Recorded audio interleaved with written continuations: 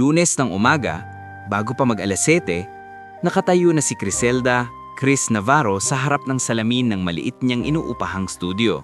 Naka-ponytail ang buhok, simpleng blouse at slacks, at isang ID lace na medyo kupas. Sa ibabaw ng mesa, nakahilera ang mga dokumentong kailangan niyang dalhin, incident reports, attendance summary, at isang folder na may nakasulat na Employee Welfare Q1. Okay, bulong niya sa sarili. Pilit tinataga ng dibdib. Walang sabit. Trabaho lang. Pero kahit paulit-ulit niyang sabihin, may bigat pa rin. Sa Montero Holdings, hindi trabaho lang ang araw-araw. Parang palaging may nakasabit na bagyo sa kisame. At ang pangalan ng bagyong iyon ay Gideon Montero. Pagdating niya sa lobby ng Montero Holdings, sinalubong siya ng malamig na hangin ng aircon at mas malamig pang tingin ng guard na si Mang Orly. Hindi naman sa masungit si Mang Orly, sadyang iyon ang kultura sa building. Tahimik, maingat, parang laging may nakaabang na mali. Ma'am Chris, good morning. Bati ng receptionist na si Nikki Palomares. Nakangiting may halong pagod. Bata pa si Nikki, pero halatang mabilis tumanda sa stress. Morning Nikki, maaga ka ha? Ma'am, may memo na naman. Inabot ni Nikki ang printed email. Meeting daw si Sir Gideon mamaya. Buong department heads.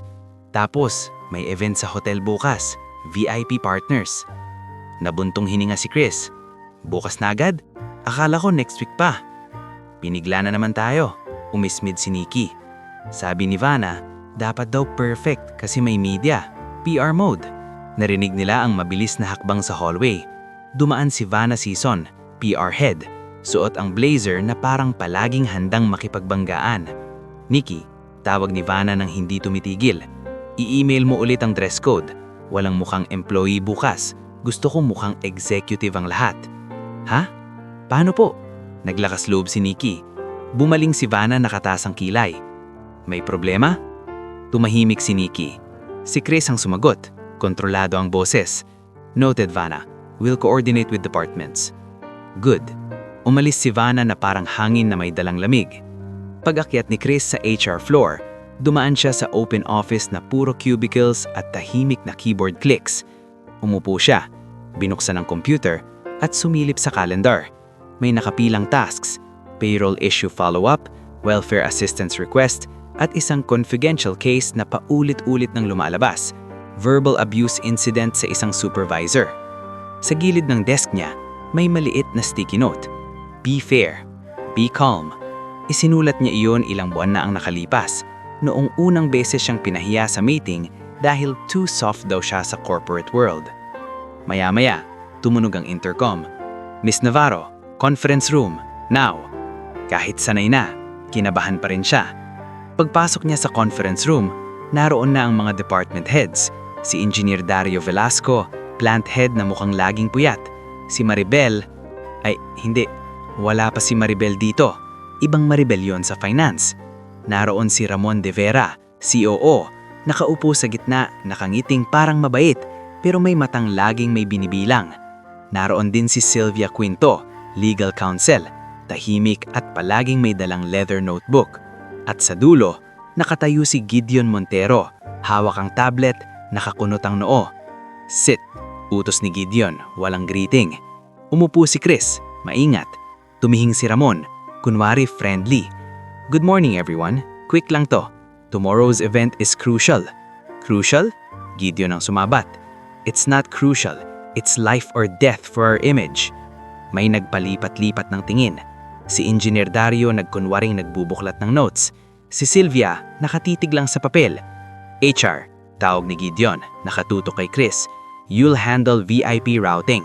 No delays, no excuses. Sir, I'll coordinate with security and hotel staff. Coordinate? Napangisi si Gideon, pero hindi masaya. Your job isn't to coordinate. Your job is to make sure nothing goes wrong. Sumingit si Ramon, parang gustong pakalmahin, pero mas lalong nakakairita ang tono. Gideon, relax. Miss Navarro is competent. Tinignan ni Gideon si Ramon na parang, huwag mo akong turuan. Tapos bumalik kay Chris. And dress code. I don't want anyone looking cheap. Narinig ni Chris ang mahinang hininga ni Nikki sa isip niya, yung walang mukhang employee.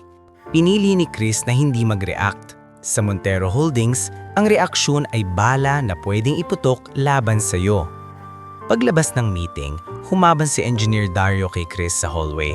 "Chris, pasensya ka na. Alam mo naman yun." "Okay lang, Engineer Dario." Pilit ngumiti si Chris. "Sanay na." "Hindi dapat sanay," umiling si Dario. "Pero ingat ka kay Ramon. Akala ng lahat mabait yan." Pero hindi niya tinuloy. Tumigil siya, parang may biglang natatandaan na hindi dapat sinasabi. "Pero ano?" tanong ni Chris.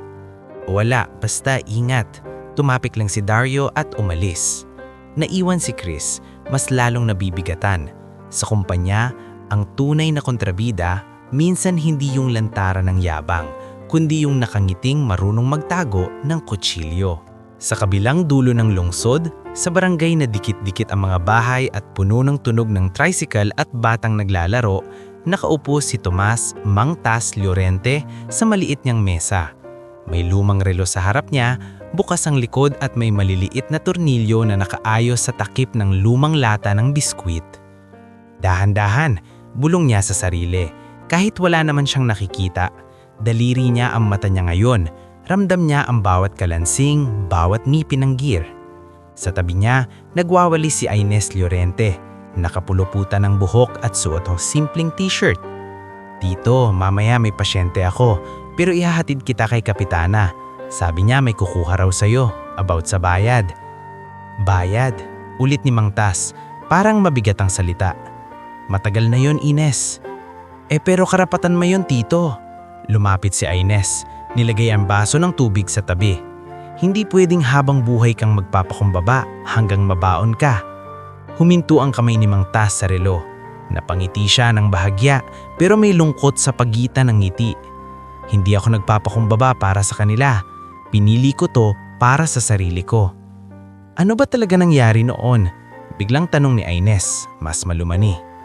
Sumandal si Mang Tas, hinaplos ang gilid ng mesa na punong-puno ng gasgas. "May mga bagay, kapag sinabi mo, bumabalik ang apoy." "Pero matagal na, Tito." "Mas matagal, mas masakit minsan." Hininga siya ng malalim. "Noon, bata pa ako. Konsultant ako ng mga pabrika. Maraming kumpanya ang nalulugi, pinapatayo ko ulit. Systems, logistics, people. Hindi ako magaling sa salita, pero magaling ako sa ayos."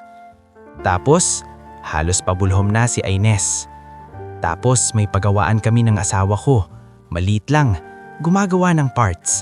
Isang gabi nasunog. Hindi namin alam kung aksidente o sinadya. Kumunot ang noo niya. Parang kahit bulag nakikita niya ang liwanag ng apoy sa alaala." Napakurap si Ines, parang kinagat ng sakit. "Tito." "Doon nagsimula lahat. Pagkatapos noon, nagkasakit ako. Unti-unting dumilim ang paningin. Pero hindi lang paningin ang nawala, pati tiwala." Tahimik sila. Sa labas, narinig ang boses ni Aling Pura Dancel, kapitbahay nilang nagpapautang at mahilig makialam. "Ines, nandyan ka ba?" sigaw ni Aling Pura mula sa gate. "May sabi si Kapitana Gemma ha, wag daw kayong late mamaya. At ikaw Tomas, ayusin mo na yung mata mo.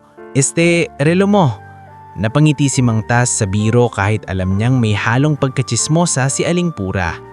Lumapit si Ines sa gate. "O na, Aling Pura, mamaya na." "Basta ha, may bisita raw sa barangay hall, mga nakakotse, baka utang kolektor yan." Tili ni Aling Pura sabay alis na may kalansing ng tsinelas. Pagbalik ni Ines sa loob, umupo siya sa tabi ni Mang Tas.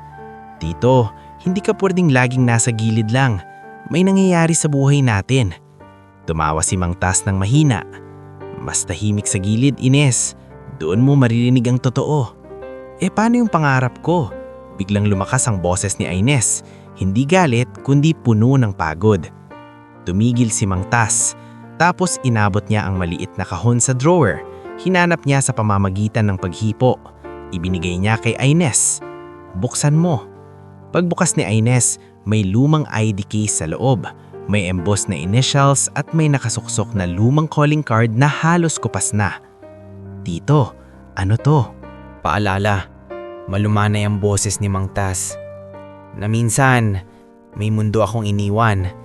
Hindi dahil duwag ako, kundi dahil ayoko nang masunog ulit. Pero bakit may mga papeles? Napansin ni Ines ang ilang folder sa ilalim. Mga kasunduan, sagot ni Mang Tas. Hindi ko siningil, hindi ko ginamit. Pero may mga taong may utang, hindi pera lang. May utang na respeto. Humigpit ang hawak ni Ines sa kahon, parang biglang may pintong bumukas sa isip niya. Tito, bukas ba pupunta tayo sa city? May kailangan akong kunin, sagot ni Mang Tas, kalmado pero may bigat. Isang lumang bayad, isang lumang usapan, hindi para yumaman, para matapos. Sa labas, dumaan si Pastor Noel Arrieta, naglalakad papuntang maliit na chapel. Ines, tawag niya, inat kayo mamaya. At Tomas, wag mong dalhin mag-isa ang bigat. May mga taong handang tumulong. Tama na Pastor, sagot ni Mang Tas, may ngiti. Sanay na ako. Hindi yan dahilan, sabi ni Pastor Noel. Ang sanay ay hindi laging tama. Naiwan si Ines sa pintuan, pinapanood ang pastor habang papalayo. Bumalik siya sa loob, tinitigan ng tiyuhin kahit alam niyang hindi siya matititigan pabalik. Tito, mahina niyang sabi, pangako, tutulungan kita kahit saan tayo mapunta. Tumanggo ang Mang Tas, saka muling hinawakan ng relo. Sige, pero tandaan mo Ines, ang buhay parang relo. Kapag mali ang isang ngipin, buong oras magkakamali. Kaya dahan-dahan lang, aayusin natin, isa-isa. At habang tumutunog ang maliit na tiktak sa mesa ni Mang Tas, sa kabilang dulo ng lungsod, nagkukumahog si Chris sa email at logistics para sa event kinabukasan. Hindi niya alam na ang mga oras na yun unti-unti nang nagtatagpo. Sa pagitan ng corporate yellow at barangay init, may isang araw na paparating. Araw na babasagin ang dangal at magbubukas ng pintuang hindi na muling maisasara. At habang tumutunog ang maliit na tiktak sa mesa ni Mang Tas, nagsimulang mag-iba ang tunog ng umaga sa Montero Holdings. Hindi na basta keyboard at intercom, kundi tunog ng nagmamadaling hakbang, ring ng sunod-sunod na tawag at boses na may halong takot na tinatawag lang nilang VIP Day. Martes yun, araw ng event. Maaga pa lang nasa elevator na si Chris, hawak ng clipboard at phone na halos mapudpud sa kakatawag. Sa loob ng elevator, kasama niya si Nikki na may hawak na garment bag at isang maliit na sewing kit. Ma'am Chris, bulong ni Nikki, may extra safety pins ako just in case may pumutok na button. Kasi sabi ni Vanna, bawal daw mukhang employee. Napangiti si Chris pero hindi umabot ang ngiti. Salamat Nikki, basta tandaan mo, kahit anong suot natin, tao pa rin tayo. Hindi yan naniniwala si Sir Gideon, sabi ni Nikki, halos pabulong, parang baka marinig ng pader. Pagbukas ng elevator sa lobby, naroon si Vanna Season, naka-headset, hawak ang listahan ng VIP at parang general sa digmaan. Sa tabi niya, si Migs Alcantara, security supervisor, nakatayo ng tuwid, laging alerto, laging sinasala ang tao kahit wala pang gulo.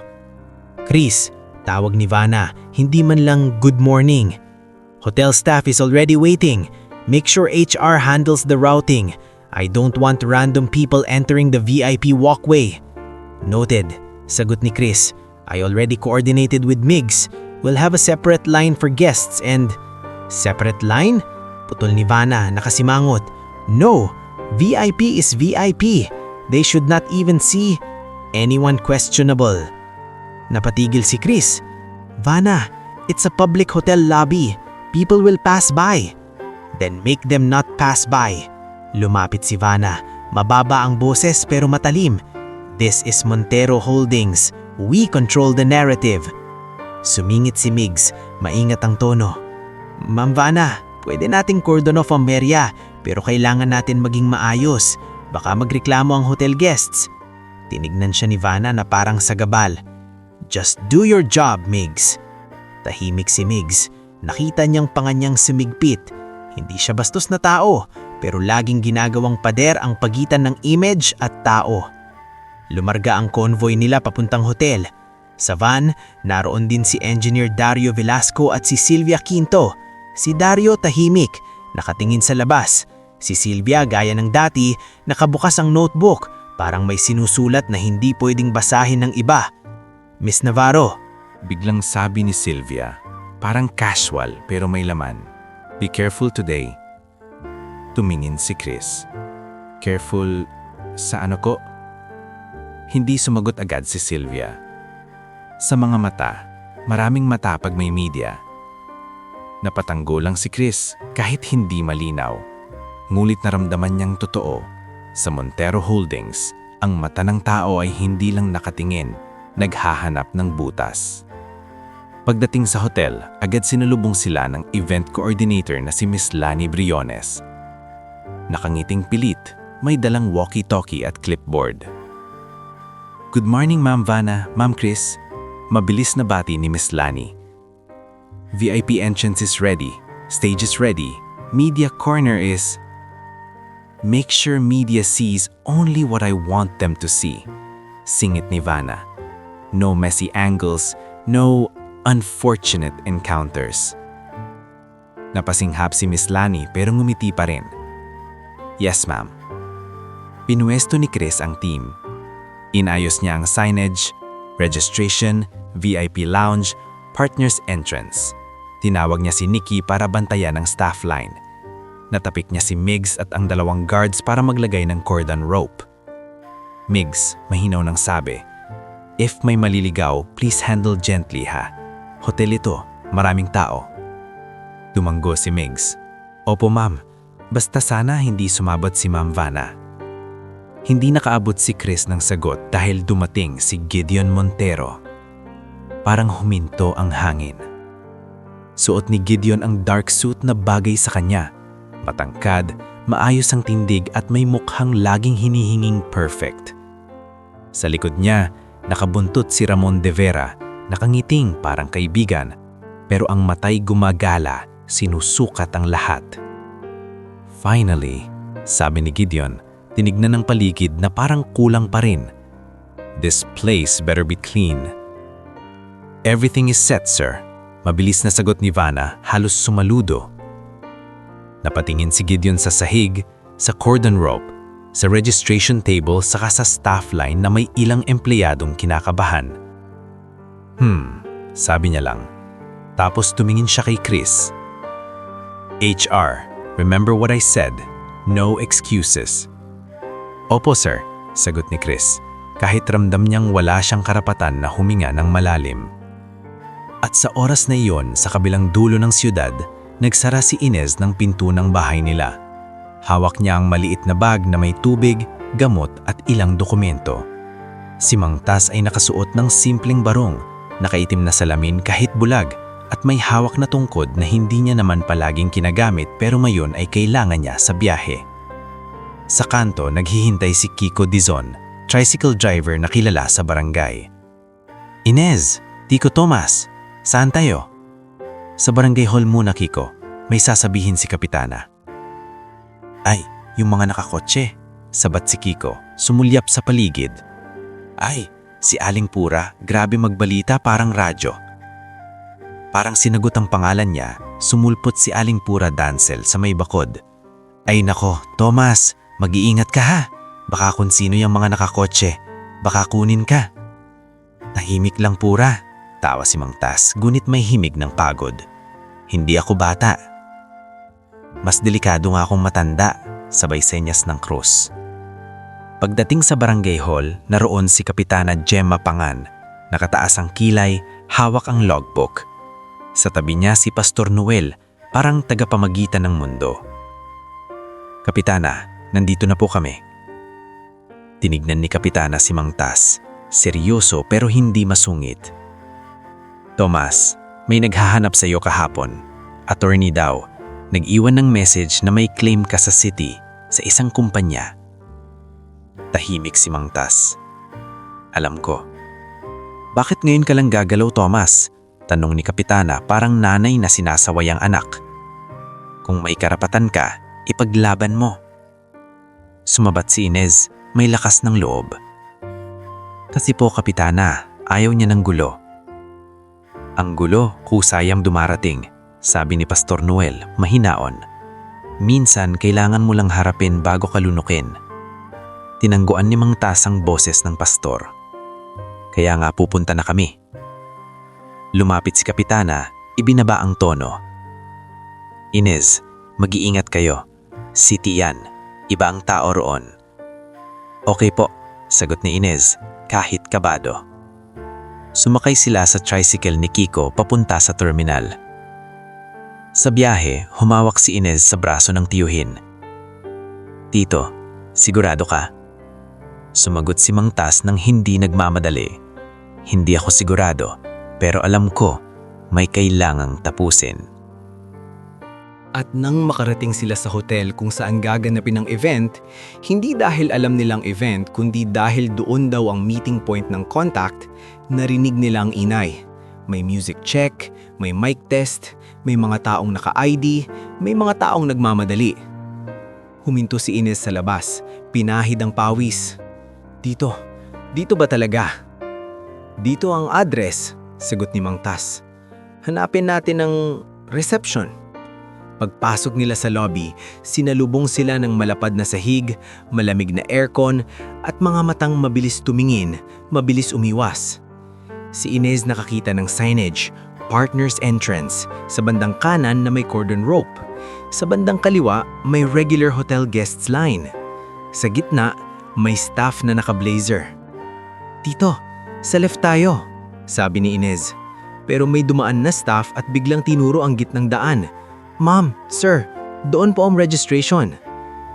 Bago pa makapag-isip si Inez, nahila na siya ng agos ng tao papunta sa VIP walkway. Hindi niya agad napangsin dahil pareho lang ang floor, pareho lang ang ilaw, pero ang aura, iba. Parang bawal kang huminga. At doon, mabilis lumapit si Migs. Ma'am, sir, maingat na sabi ni Migs, nakaharang pero hindi naninigaw. This lane is for VIP partners. Do you have an invitation? Nandito po kami para... Nagsimula si Inez, naminginig ang boses. May meeting po kami. Wait, sabi ni Migs, tumingin sa hawak na listahan. Name? Tomas Llorente, sagot ni Mang Tas, diretso. Napakunot noo si Migs. Sir, wala po sa list.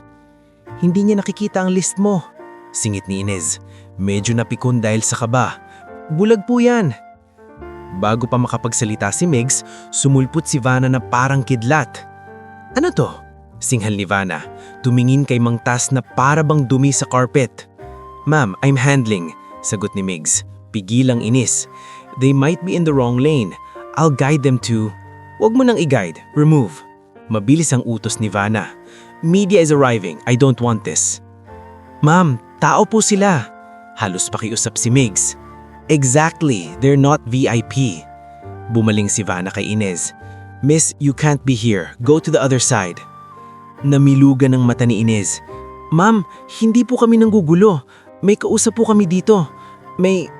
Sa kaguluhan, may dumaan na grupo ng executives. Nasa gitna si Gideon Montero, kasunod si Ramon at ilang investors. Nagbiro pa si Ramon. Smile Gideon, cameras later. At dahil nagkakaguluhan sa VIP walkway, napalingon si Gideon. What's happening? Malamig niyang tanong. Sir, minor issue. Mabilis na sagot ni Vanna. Parang nagmamadaling maglinis ng eksena. Just someone who got lost. Hindi gustong mapahiya, hinalak ni Inez ang tiyuhin palayo. Pero may tumulak sa likod, hindi sinasadya dahil siksikan. At sa isang maling hakbang, dumampi ang sapatos ni Mang Tas sa paa ni Gideon. Isang apak lang, pero parang pumutok ang mundo. Napatingin si Gideon sa sapatos niyang makintab, tapos sa pantalon ni Mang Tas na may kaunting alikabok sa laylayan. Parang may kumurot sa igaw niya. Ano ba? Sigaw ni Gideon. Malakas, rinig ng mga tao. Pasensya ma po, mabilis na sabi ni Inez, halos yumuko. Pero si Gideon hindi tumitingin kay Inez. Nakatingin siya kay Mang Tas sa matandang bulag na hindi man lang makita ang galit sa harap niya. Mas mahal pa sapatos ko kaysa sa buhay mo, binitawan ni Gideon. May diin, may ngiti pa sa dulo na parang biro sa kanya pero kutsilyo sa iba. May ilang natahimik, may mga napalingon, may mga nagkunwaring hindi nakinig pero alam nilang nakinig nila. Si Ramon de Vera sa gilid, bahagyang ngumiti. Hindi dahil natutuwa sa nangyari, kundi dahil parang may nakitang esenang pwedeng paglaruan. Si Migs nanigas. Sir, sinubukan niyang pumagitan. Pero si Vanna mas mabilis pang sumabat, parang sinasahugan ng kahiyaan. There, now please leave, don't cause a scene. Namilugan ang mata ni Inez. Gusto niyang sumagot pero ramdam niyang nanginginig ang tiyuhin. Hawak ni Mang Tas ang tungkod pero sa sandaling iyon, parang siya ang tinamaan. Tito, tara na, bulong ni Inez. Hindi agad gumalaw si Mang Tas. Huminga siya ng malalim, parang nilulunok ang apoy na sinabi niyang ayaw niyang ibalik. Tapos tumanggo siya. Isang maliit na tanggo na parang pagputol ng isang lumang tali. Lumakad sila palabas. Sa bawat hakbang, parang naririnig ni Inez ang mga bulong ng tao kahit wala namang nagsasalita. Sa pintuan, halos hindi na niya mapigilan ang luha. At doon, nakita ni Chris. Nakatayo si Chris sa may gilid, hawak ang clipboard, nakasaksi sa lahat mula sa distansya. Hindi siya nakapagsalita kanina dahil trabaho, dahil posisyon, dahil takot. Pero nang makita niyang naninginig ang balikat ni Inez at ang mukhang tahimik ni Mang Tas, may pumutok din sa loob niya. Hiya, galit at awa. Sinundan niya sila palabas, patago, habang nagkakagulo pa sa loob. Sa may waiting area sa labas, huminto si Inez para huminga. Doon napansin ni Chris na may nahulog sa sahig malapit sa paa ni Mang Tas. Isang maliit na ID case. Luma, makapalang balat at may naka-emboss na initials. Dinampot ni Chris iyon, tiningnan saglit. Hindi niya bilaksan, hindi niya alam kung ano. Pero ramdam niya, hindi iyon basta ID. Lumapit siya sa kanila, maingat, parang ayaw manggulat. Ma'am, mahina niyang tawag kay Inez. Excuse me. Napalingon si Inez, luha ang mata. Ano po? May nahulog po sa inyo, sabi ni Chris, iniabot ang ID case. Sa hallway kanina. Hinawakan ni Inez, parang biglang may naibalik na parte ng mundo nila. Ay, tito, yung... Dahan-dahang iniabot ni Inez ang ID case sa tiyuhin. Hinaplos ni Mang Tas ang emboss na initial sa balat. Parang kinikilala niya ang sarili pamamagitan ng daliri. Tumigil ang paghinga niya sandali. Tapos, sa unang pagkakataon, nagsalita siya ng may kakaibang timpla. Hindi galit, hindi iyak, kundi isang uri ng tahimik na desisyon. Salamat, sabi ni Mang Tas, nakaharap kay Chris kahit hindi niya makita ang mukha nito. Sa pagbalik at sa paglapit. Hindi alam ni Chris kung bakit parang may kurot sa dibdib niya. Pasensya na po, bigla niyang nasabi. Hindi niya alam kung kanino talaga, sa kanila, sa sarili o sa sistemang kinabibilangan niya. Hindi dapat ganun. Naramdaman ni Inez na may sincerity ang babae. Employee ka ron? Tanong niya, mahina. Tumanggo si Chris. HR po, Chris. Inez, sagot ni Inez, saka pinisil ang kamay ng tiyuhin. Tomas Llorente po. Nakangiti ng bahagya si Mang Tas pero hindi masaya. Inez, tara na. Bago sila tuluyang umalis, tumigil si Chris. Gusto niyang sabihin ang maraming bagay, na may mga taong hindi katulad ni Gideon, na may mga taong nakakakita kahit bulag, na may mga taong bulag kahit nakakakita. Pero nilunok niya ang salita, hindi pa panaon. Ingatan niyo po ang sarili niyo, sabi na lang niya. Tumanggo si Inez, ikaw rin. Habang papalayo ang magtiyuhin, bumalik si Chris sa loob ng hotel na parang may nakabaon na bato sa dibdib. Sa kabilang banda, si Gideon tumatawa na ulit sa harap ng investors parang walang nangyari. Pero sa sahig ng lobby, naiiwan ng bakas ng isang apak na hindi niya alam kung gaano kalalim ang singil ng mundo. Bumalik si Chris sa loob ng hotel na parang may nakabaon na bato sa dibdib. Sa corridor ng VIP area, narinig pa niya ang halakhak ni Gideon. Magaang, walang bakas ng nangyari habang nakikipagkamay sa mga partners, parang ang kahiyaan ng matandang bulag ay isa lang maliit na aberya sa carpet. Pagkatapos ng event, hindi na umuwi si Chris ng maayos ang isip. Sa jeep pauwi, paulit-ulit bumabalik sa kanya ang mukha ni Ines, yung pilit na tapang na nanginginig sa gilid, at yung boses ni Gideon, malakas, nanunugat, walang preno. Pagdating sa apartment, binuksan niya ang laptop. Nag-scroll sa emails pero hindi pumasok sa utak. Hanggang sa tumunog ang phone niya, isang SMS galing kay Nikki.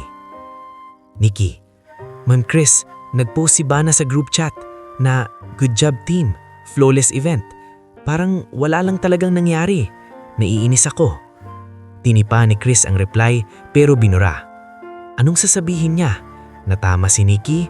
Na mali ang mundo? Sa huli, isang linya lang ang ipinadala niya. Chris, pahinga ka na. Bukas, trabaho ulit. Ingat. Pero alam niyang hindi na lang trabaho. Ang bukas. Kinabukasan, alas 6 pa lang, nagising si Gideon Montero sa tunog ng sunod-sunod na tawag. Hindi iyon yung tipong tawag ng PR team para sa press release. Iba ang tono. Mabilis, putol-putol, may kaba. Sir, boses ni Vanna sa phone, halatang hindi nakapag-ayos ng script. May emergency meeting daw sa office. Board, ngayon na. Board? Umupo si Gideon sa kama, nakakunot ang noo. Anong emergency? Wala akong schedule. Hindi ko po alam, sir. Tinawagan din ako ni Ramon. Nasa building na raw sila. Tumayo si Gideon. Mabilis magsuot. Simong sila. May saglit na katahimikan sa kabilang linya. May mga lawyers, sir. At may investors. Pinatay ni Gideon ang tawag. Sa paglabas niya ng kondo, may kakaibang lamig ang umaga.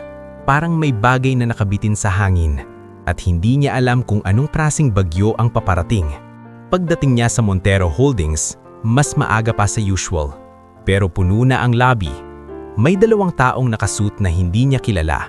May dalang hard folders at may kasamang mga tao sa finance na halatang iwas tumingin ng diretsyo. Sa reception desk, si Nikki, namumutla, nakatayo sa tabi ng telepono. Ma'am Nikki? Tawag ni Gideon. Mas mabilis ang hakbang. Nasaan si Ramon? Nasa conference room po, sir. Nasa loob na po sila. Kasama si Ma'am Sylvia. Lumunok si Nikki. And HR daw po pinapatawag si Ma'am Chris. Narimig ni Gideon ng HR pero hindi niya pinansin. Ang utak niya nakafocus sa iisang bagay. Bakit may hindi niya kilala sa building niya? Sa elevator, napansin niyang nandun si Engineer Dario Velasco. Nakasandal, hawak ang tumbler pero hindi umiinom. Dario, sabi ni Gideon, kontrolado ang boses. What is this about? Hindi agad sumagot si Dario. Sir, you'll find out. Huwag na tayong magpaligoy-ligoy. Marining sabi ni Gideon. Huminga si Dario, saka tumingin sa kanya. Sir, hindi ako nagtatago ng kahit ano, pero may mga bagay na matagal nang gumagalaw sa ilalim. Hindi mo lang napapansin. Bago pa makasagot si Gideon, bumukas ang elevator. Sa conference room, naroon si Ramon de Vera, nakapwesto sa gitna parang host. Katabi niya si Sylvia Quinto, naka-poker face. Sa dulo, nakaupo ang 2 estranghero, isang lalaki na may kalmadong mga mata at isang babae na hawak ang tablet, mabilis tumipa, parang numero ang wika. Gideon, banati ni Ramon, masyadong friendly. Good you're here. Who are they? Diretso ni Gideon, hindi na nagpaligoy-ligoy. Tumayo ang lalaki, iniabot ang kamay. Attorney Leandro Quintanar, hindi kinamayan agad ni Gideon.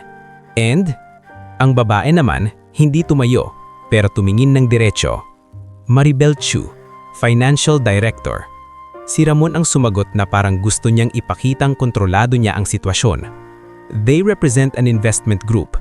There was a transaction. Napailing si Gideon, umiinit ang pingsi. No transaction happens without me. Tumingin si Sylvia kay Gideon, saka sa documents. Sir, it happened.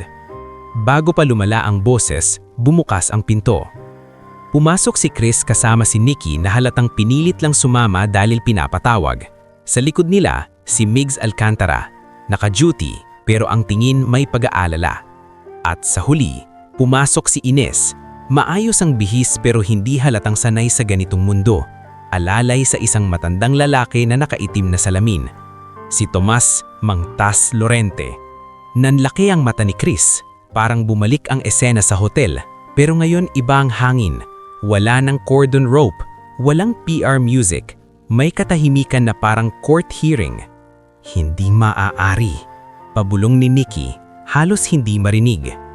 Nanigas si Gideon sa upuan, lalo nang makilala niya ang matanda.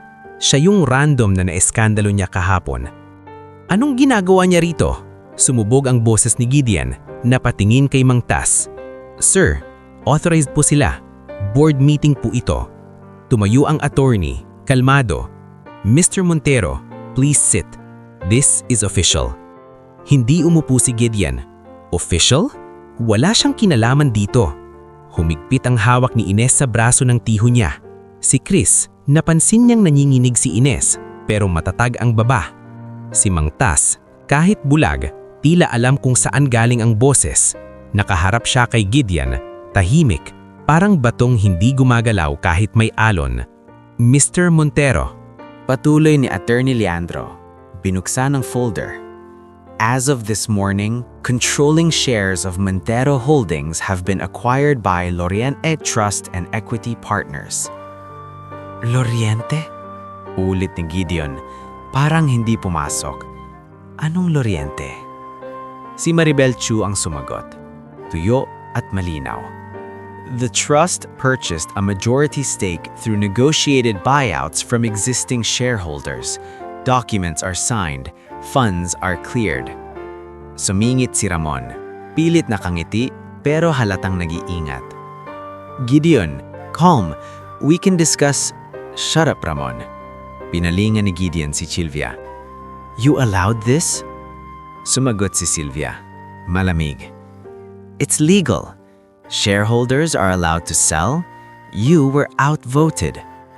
Parang sinuntong si Gideon ng salita. Outvoted. Sa buong buhay niya, sanay siyang siya ang final. Who is he? Sabi ni Gideon. Tinuro ulit si Mang Tas. Is this some kind of setup? Mabagal na huminga si Mang Tas. Nang magsalita siya, hindi ito malakas, pero sapat para tumigil ang lahat. Ako si Tomas Loriente. Narinig ni Chris ang sariling tibok. Kahit siya, hindi niya alam kung anong klaseng tao ang kayang gawin ng ganito. Pero hindi rin ito tunog palabas. Tunog nito, matagal na paghahanda. Ako ang nagtatag ng trust na yan. Matagal na. Napatawa si Gideon. Isang tawa na may insulto, pero mabilis na putol. Bull, a blind old man buys my company overnight? Do you know how much this is worth? Alam ko. Sabi ni Mang Tas, diretso. Dahil matagal na akong nakikipagtrabaho sa mga kumpanyang ganyan. Hindi napigilan ni Ines na magsalita, pero maingat. Tito, consultant po siya dati. Hindi lang alam ng mga tao kasi pinili niyang manahimik. Consultant? Ulit ni Gideon, parang gusto gawing maliit. So what? That doesn't make him capable?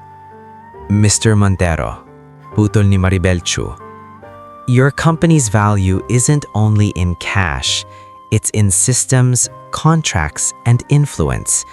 The trust holds equity positions across several firms you do business with. This acquisition is not a whim, it's a strategy. Nagtaas ng kamay si Attorney Leandro, parang guro. To clarify, Loriente Trust has been accumulating positions for years. Some shareholders were dissatisfied with governance. They sold. Napaangat ang tingin ni Engineer Dario kay Gideon, parang gusto sabihing, matagal ko nang sinasabi. Si Gideon, namumula, bumaling kay Mang Tas. Bakit? Para gantihan ako? Dahil sa nangyari kahapon? May katahimikan. Si Chris naramdaman ang bigat ng tanong. Dahil sa loob niya, oo, parang dapat gumanti ang mundo. Pero si Mang Tas hindi tumugon sa init. Hindi ako bumili para gumante, sabi niya, mabagal.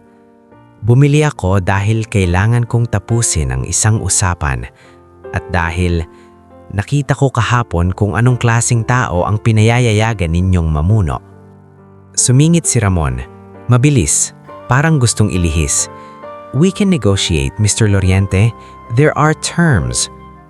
Tumingin si Attorney Leandro kay Ramon. There are terms, but not with you, Mr. De Vera. Not today. Namutla si Ramon. Unang beses nakita ni Chris na nag-aalala ng ngiti nito.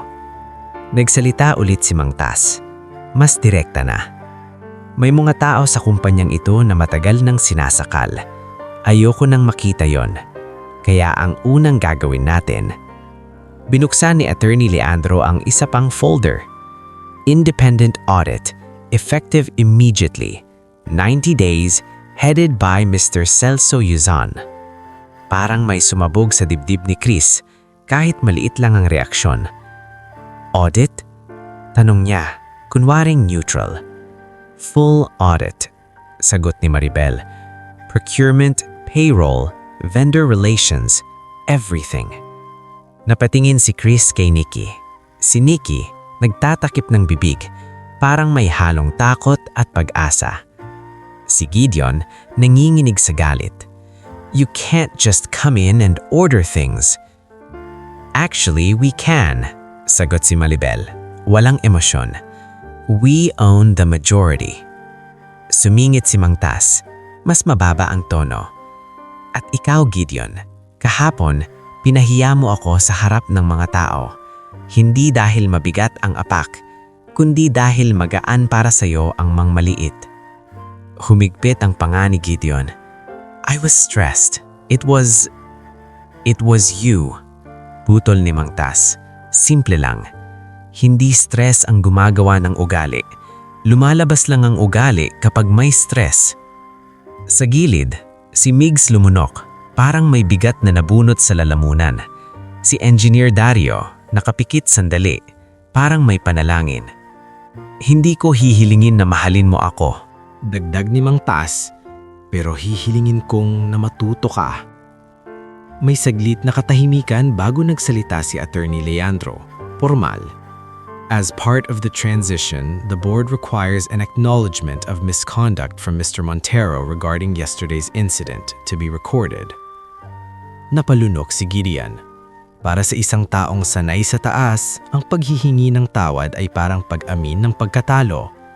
Pero ngayon, naroon ng mga mata, hindi lang ng investors kundi ng sariling empleyado. Si Chris, si Nikki, si Migs, si Dario. At sa gitna, ang matandang hindi niya kayang guluhin ng tingin dahil hindi ito natitinag. Dahan-dahang bumuntong hininga si Gideon.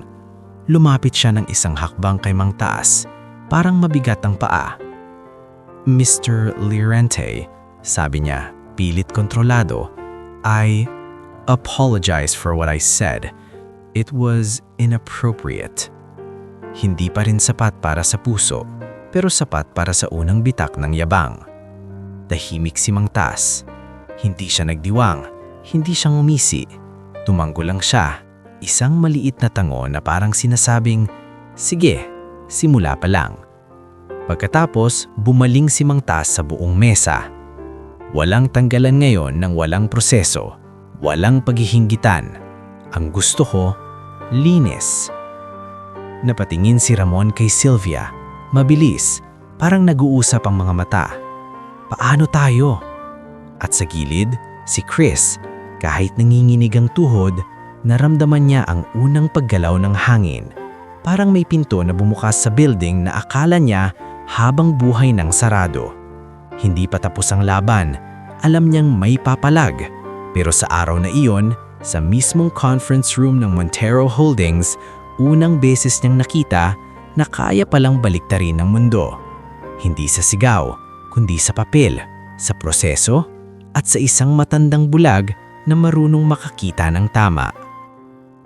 Paglabas pa lang nila sa conference room, ramdam na ni Chris ang pagbabago sa hangin ng Montero Holdings. Parang may pader na gumalaw, pero hindi ibig sabihing bumagsak. Sa halip, nag-iba lang ang pwesto ng mga anino. Sa hallway, dumaan si Ramon de Vera na may dalang ngiting pilit. Dumiretso siya sa pantry area, kasunod si Sylvia Quinto. Hindi sila nag-uusap ng malakas, pero kitang-kita ni Chris ang wika ng katawan. Mabilis na tinginan, bahagyang tango, kamay na kumikilos na parang may tinatagong lihim. Nakasunod si Nikki kay Chris, halos hindi makahinga sa excitement at takot. "Ma'am, totoo ba yon? Majority owner na si Mang Tas?" "Huwag kang maingay," mahinang sagot ni Chris. Maraming nakikinig. Hindi pa sila nakakaupo sa HR floor nang tumunog ang phone ni Chris. Unknown number. Miss Navarro, malamig na boses sa kabilang linya. "Please report to HR, to the internal review desk, immediately." Napakunot noo si Chris. "Ako po ang HR." "Exactly," sagot ng boses, tapos naputol. Parang may malamig na kamay na humawak sa batok niya. Alam na niya ang laro. Kapag may malaking pagbabago, kailangang gawing alay para magmukhang may kontrol pa rin ang dating sistema. At sa mga mata nila, si Chris ang pinakamadaling gawing alay. Nasa gitna, nakita sa labas kahapon, lumapit sa matandang bulag. Pagdating niya sa maliit na meeting room na ginagamit for confidential cases, naroon si Sylvia Quinto, tahimik na nakaupo sa dulo, at isang HR supervisor na si Gina Relosa, 40, na halatang kinakakabahan sa presensya ni Sylvia. Sa gilid, may printed paper na may title, Conduct Review, C. Navarro. Conduct Review? Ulit ni Chris. Kontrolado ang boses pero ramdam ang paninginig sa ilalim. "Ano to?" Hindi si Sylvia ang unang nagsalita. Si Gina ang nagsalita. Parang binabasa ang script. "Chris, may concern lang. May report that you interfered with VIP security protocols yesterday." Napatayo halos si Chris. "Interfered? I returned an item that fell. I approached them outside the VIP lane. Hindi ko sila pinasok, hindi ko binago ang routing." Sumingit si Sylvia, mababa ang boses. "You followed them. You spoke to them. You created a potential narrative risk." "Potential?" Napailing si Chris. "Ang narrative risk ay yung pinahiya sila sa harap ng lahat." Tumalim ang tingin ni Sylvia. "Choose your words, Miss Navarro." Bago pa muling sumabog ang dibdib ni Chris, may kumatok sa pinto. Pumasok isang babae, suot ang simple pero matikas na suit. May ID na panglegal. Kilala niya ito, pero hindi sila close. Attorney Yana Magsino. Pakilala ng babae, diretso. "I'm with legal, junior counsel. I was informed there's an internal review involving an employee who may need representation." Sumingamot si Sylvia. "Who informed you?" Hindi nagpatinag si Yana. "Someone who believes process matters." Tumingin si Chris kay Yana na parang may biglang humawak sa kanya para hindi siya lumubog. "Ate, hindi ko po." "Don't explain to me yet. Explain it to the record." Bulong ni Yana. Nang muling magsimula ang hearing, mas maayos na ang tono, pero halatang hindi ayaw ni Sylvia na may ibang abogado sa kwarto. Si Gina, pawis na pawis, nagpaikot ng ballpen. "Miss Navarro," sabi ni Gina, "did you or did you not follow the individuals involved in yesterday's incident?" "Yes," sagot ni Chris. "I followed to return an item that fell. I did not encourage them to cause a scene. I did not violate any security protocol." "Did you speak to them?" "Yes." "Why?" "Because they are people," sagot ni Chris, saka huminga. "And because I felt ashamed." Tikim si Sylvia. "So you admit emotional involvement?" Yana ang sumagot, mabilis at malinaw. "Emotional involvement is not misconduct unless you're arguing that empathy is against company policy." Namutla si Gina. "Ate Sylvia, I think we should proceed," putol ni Sylvia. Pero hindi nila napansin na sa labas ng room may isa pang aninong nakikinig sa pamamagitan ng process, si Benji Ricarte, 29, IT analyst, nakatayo sa hallway, hawak ang laptop bag, nakasilip sa glass panel. Sa mata niya, halatang hindi lang ito tungkol kay Chris. Ito ay tungkol sa kung sinong kaya nilang baliin para makaligtas ang mas mataas. Nang natapos ang hearing, walang immediate suspension, pero may pending review, ang pinakamasakit na uri ng parusa. Hindi ka dinanggal, pero pinaparamdam sa iyo na pwede ka nilang tanggalin anumang oras. Paglabas ni Chris, halos hindi niya mapigilan ng luha.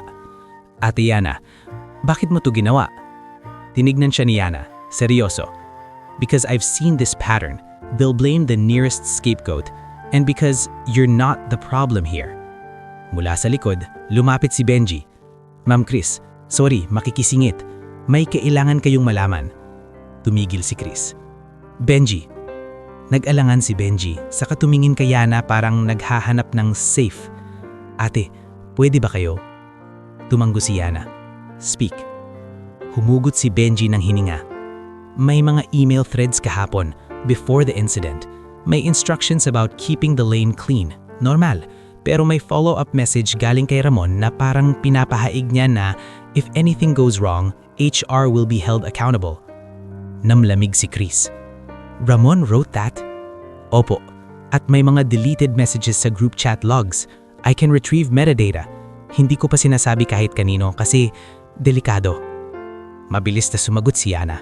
Save everything, off-site, and don't access anything without a proper request. You need protection. Napatawa si Benji pero walang saya. Protection. Sa kumpanyang to? Sa ibang banda ng siyudad, si Inez Lorente naman ay hindi pa rin makaget over sa bilis ng nangyari. Kahapon, pinahiya sila. Ngayon, sinasabing owner ang tiyuhin niya ng kumpanya na hindi man lang niya kilala ng buo. Nasa maliit na office ng Lorente Trust sila. Hindi bongga, hindi marble, kundi simpleng spasyo na may maayos na mesa at mga folder. Naroon si Attorney Leandro Quintanar, kalmado pa rin. Naroon si Maribel Chu, nag-aayos ng spreadsheets na parang buhay ang mga numero. Si Mang Tas, nakaupo, hawak ang tungkod, tahimik. Inez, sabi ni Maribel, if you're going to be his point person sometimes, you need to understand basic governance, not because you'll run the corporation, but because people will try to confuse you.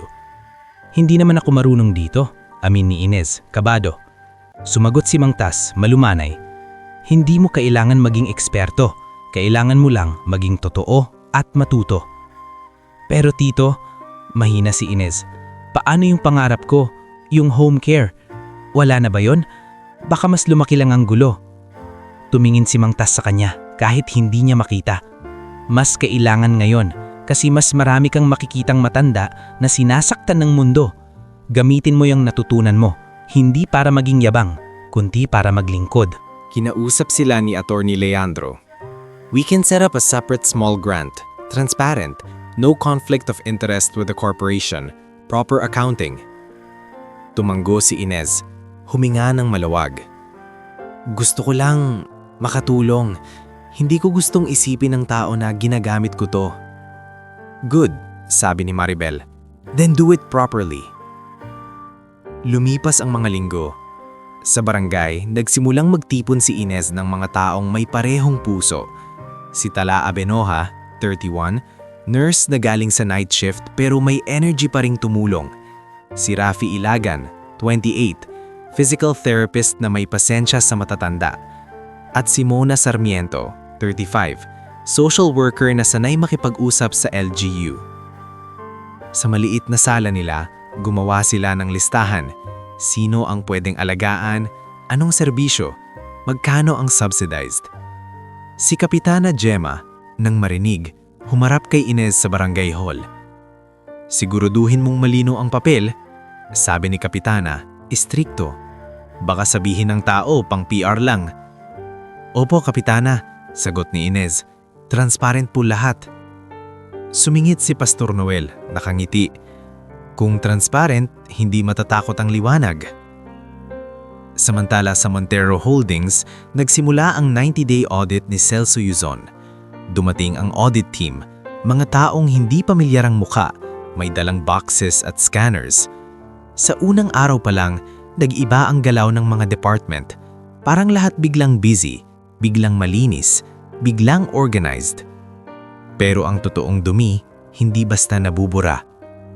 Sa isang hallway, narinig ni Chris yung bulungan ng dalawang staff. Sabi nila si Ramon daw yung may hawak ng suppliers. Shh! Huwag kang maingay, baka marinig. Sa IT room, nag-overtime si Benji pero mas tahimik siya kaysa dati. Isang gabi, habang paalis siya sa parking, may sumalubong sa kanya sa parking, si Ramon de Vera mismo. Benji, sabi ni Ramon, nakangiti pero walang init. Hardworking ka, I like that. Nanlamig si Benji. Sir. Lumapit si Ramon, bahagyang hininaan na boses. Narinig ko, mahilig ka raw mag-backup ng logs. Napatigil ang mundo ni Benji. Sir, trabaho ko po yun. Of course. Umiling si Ramon, parang mahinahon. Pero alam mo naman, may mga bagay na hindi na kailangan pang hukayin para walang madamay, para hindi masira ang career mo. Sir, wala po akong... Inilabas ni Ramon ang susi ng kotse, kumalansing. Tamang tahimik lang, Benji. May bonus naman ang marurunong sumunod. Umalis si Ramon na parang wala lang. Naiwan si Benji na nanginginig ang kamay, saka agad tinawagan si Yana. Attorney, alam na nila. Sumagot si Yana, mabilis. Don't go home alone and document everything. Hindi dito natapos. Ilang araw matapos iyon, lumapit din ni Ramon si Migs Alcantara sa security office. May envelope siyang iniwan sa mesa. Para sa anak mo, sabi ni Ramon, halos parang awa. Medical, tuition, hindi mo na kailangang magpakabayani. Tumingin si Migs sa envelope, panga niya sumikip. Sir, hindi ko hinihingi yan. Hindi mo hinihingi pero kailangan mo. Ang tanong, kanino ka kakampi? Dahan-dahang itinulak pabalik ni Migs ang envelope. Sa tama po ako. Sandaling nawala ang ngiti ni Ramon. Tama? Depende yan kung sino ang may hawak ng resulta. Pag-alis ni Ramon, napakupo si Migs hawak ang noo. Hindi siya santo, may anak siyang may kailangan, pero alam niyang kapag tinanggap niya iyon, hindi na siya makakatulog ng maayos. Sa gitna ng lahat, si Gideon Montero, ang dating hari ng building, ay biglang naging taong pinagbabantayan. Tinanggal siya sa CEO seat, inilagay sa posisyong executive under probation.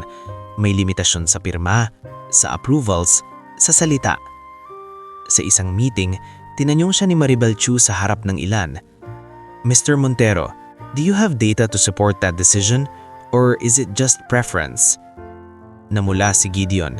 Dati, sapat na ang I want. Ngayon, kailangan ng rason. Pagkatapos ng meeting, nasalubong niya si Chris sa hallway. Dati, hindi niya ito pinapansin. Ngayon, tumigil siya. Parang may gustong sabihin pero hindi marunong. Ms. Navarro, sabi niya, mababa ang boses. I heard about the review.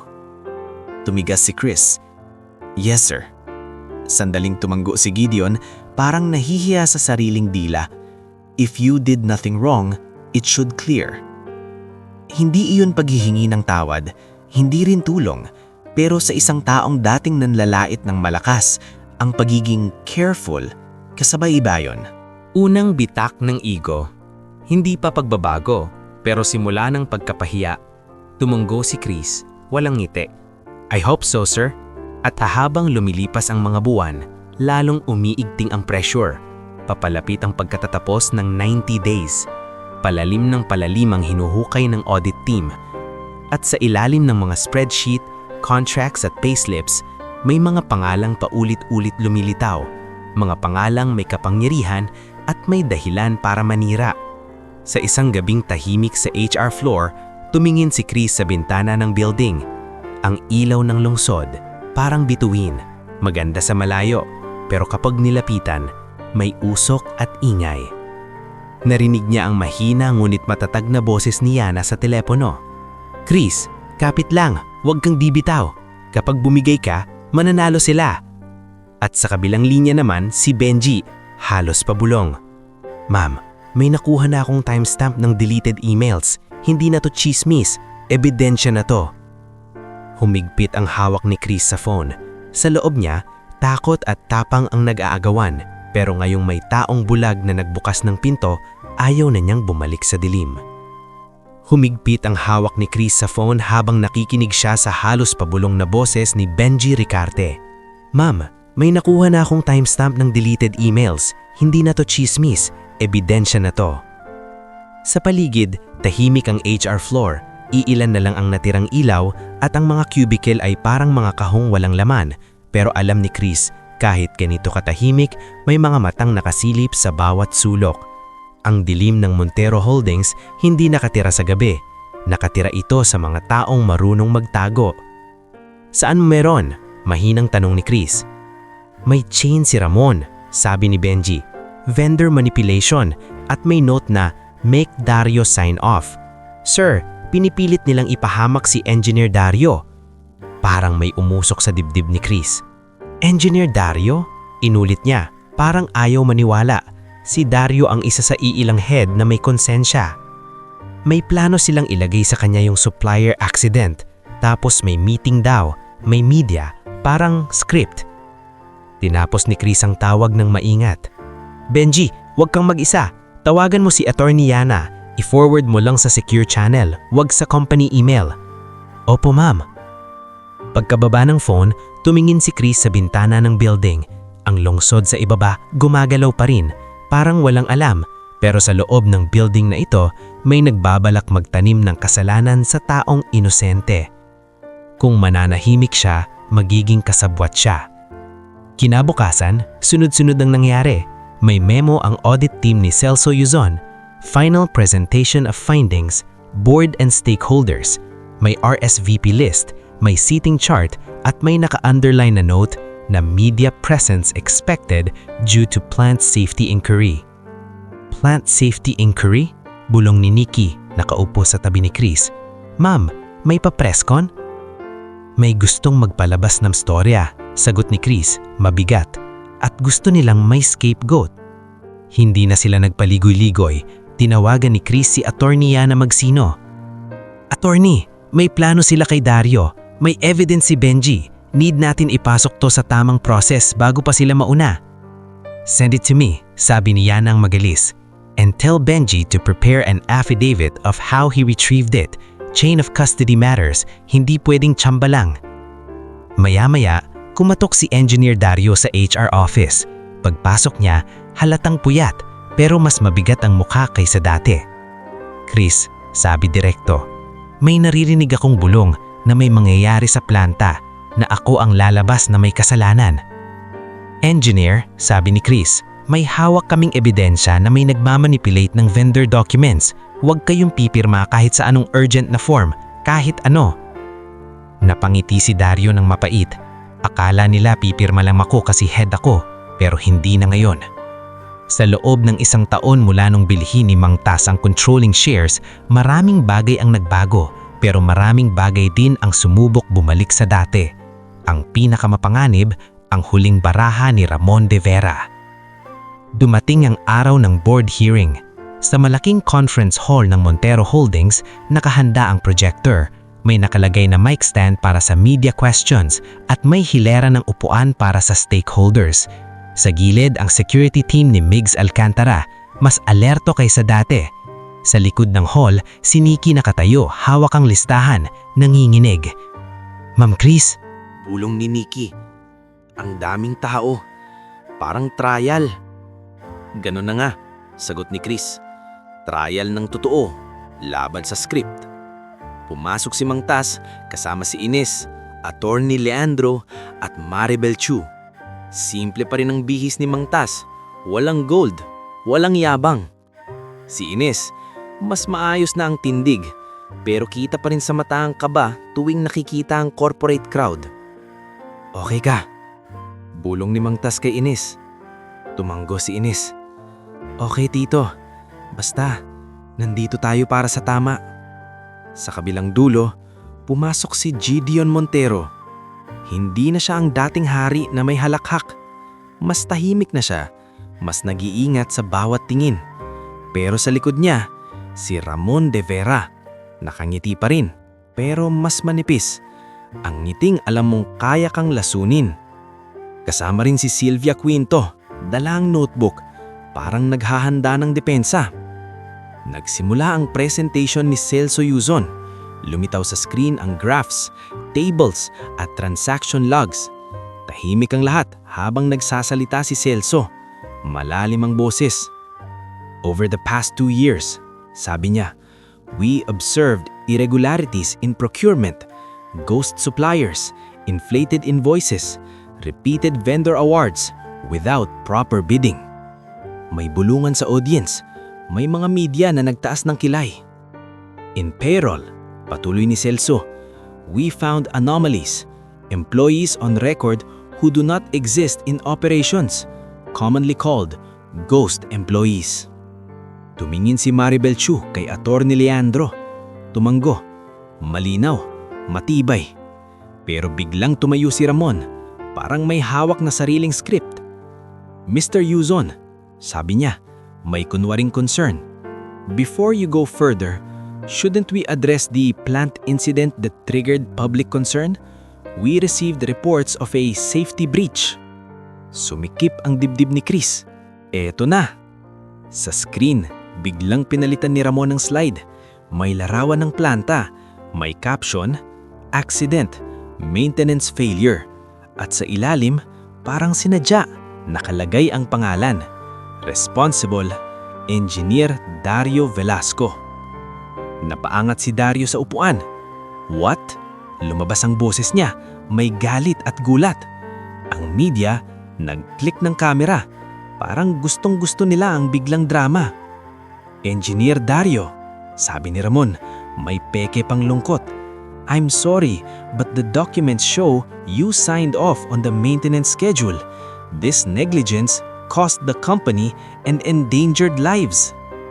Hindi ako pumirma dyan, sigaw ni Dario, tumayo. Hindi ako pumirma sa maintenance bypass. Sumingit si Sylvia Quinto, malamig. We have the forms, Engineer Velasco. Your signature is there. Naramdaman ni Chris ang kamay niya pumintig. Script nga, may pirma, pero peke. May forms, pero manipulado. At bago pa sumabog ang gulo, tumayo si Benji sa likod. Halatang nanginginig siya, pero kumapit ang tuhod niya. Excuse me, sabi ni Benji, malakas-lakas para marinig. I need to correct that. Napalingon ang lahat. Si Migs napapikit sandali, parang nagdarasal na wag mapahamak ang batang ito. Who are you? Tanong ng isang media. Benji Ricarte, IT analyst, and I have logs that show the email thread where Mr. Ramon de Vera instructed a procurement override and pressured for Engineer Dario's sign-off. Biglang nanigas ang ngiti ni Ramon. That's absurd. Totoo to, sabat ni Benji, saka tumingin kay Yana na nasa gilid kasama ni Chris.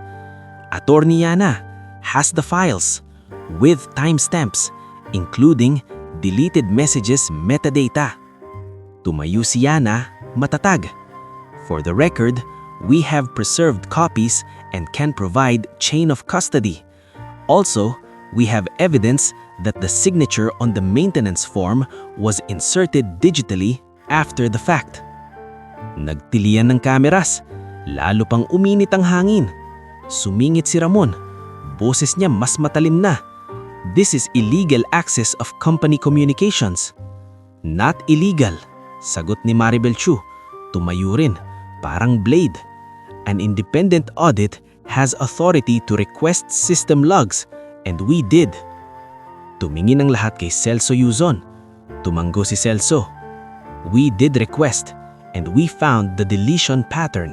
It points to a specific admin access linked to the COO's office. Parang binuhusan ng elo ang buong hall. Si Sylvia, nagbago ang tingin, mabilis. Ramon, ngumiti si Ramon, pero ngayon, hindi na friendly. So you're all ganging up on me. Tumayo si Mang Tas, dahan-dahan, hindi nagmamadali. Nang magsalita siya, hindi ito sigaw. Pero ang katahimikan niya, mas malakas kaysa Mike. Hindi kami nagkakampi-kampi. Sabi ni Mang Tas, kami lang ang nagsasabi ng totoo. Huminga siya. Saka dumiretso sa pinakasentro. Ramon de Vera, ilang taon mong ginamit ang kumpanya para sa sarili mo. At kapag may nahuhuli ka, may ipinapasan kang iba. Tumaas ang boses ni Ramon. You don't know what it takes to run. Alam ko, putol ni Mang Tas. Simple pero matalim. At alam ko rin ang presyo ng pagsisinungaling. Lumapit si Migs, kasama ang dalawang security. Hindi siya nagmamadali pero firm. Sir Ramon, sabi niya, please step outside. There's a formal order from the board. Tumawa si Ramon pero halatang nanginginig. Migs, remember your kid? Huwag mong idamay anak ko. Biglang sagot ni Migs. Unang beses siyang nagsalita ng may galit. Hindi mo na ako mabibili. Sa isang iglap, nawala ang kontrol ni Ramon. Tinignan niya si Gideon na parang humihingi ng tulong, pero si Gideon tahimik, nakatungo. Marahil sa unang pagkakataon, nakita niyang hindi lang siya ang may pananagutan sa sistemang ito, pero hindi na niya kayang ipagtanggol ang taong may ginawang mali. Si Sylvia Quinto sumubok tumayo. Board, we need to... Attorney Leandro ang tumayo. Formal. Miss Quinto, you will also be placed under investigation for document facilitation. You will be required to surrender files and devices to independent counsel. Namutla si Sylvia. This is process, sabi ni Yana. Malamig. The same process you tried to weaponize. Nang ilabas si Ramon, umalingaw-ngaw ang bulungan. Ang media, nagsusulat, nagre-record, nag-uusap. Ngunit sa gitna, si Dario, nakaupo ulit, nanginginig ang kamay, hindi sa takot, kundi sa pagod. Lumapit si Chris sa kanya. Engineer, mahina niyang sabi, sorry, pero lumaban tayo. Tinapik ni Dario ang mesa, parang pinipigil ang luha. Salamat Chris, kung hindi ka nagsalita. Hindi lang ako, sagot ni Chris. Tumingin kay Benji, kay Yana, kay Migs. Marami tayo. Pagkalipas ng mga linggo, nagsimula ang kasong kriminal kay Ramon at sa mga kasabwat base sa mga natuklasan sa audit. Tinanggal si Ramon sa posisyon at kinasuhan sa tamang proseso. Si Sylvia, hindi agad nakulong pero tinanggalan ng akses sa kumpanya at sumailalim sa formal na imbestigasyon ng bar. At unti-unti, hindi biglaan, nagsimulang gumaling ang Montero Holdings.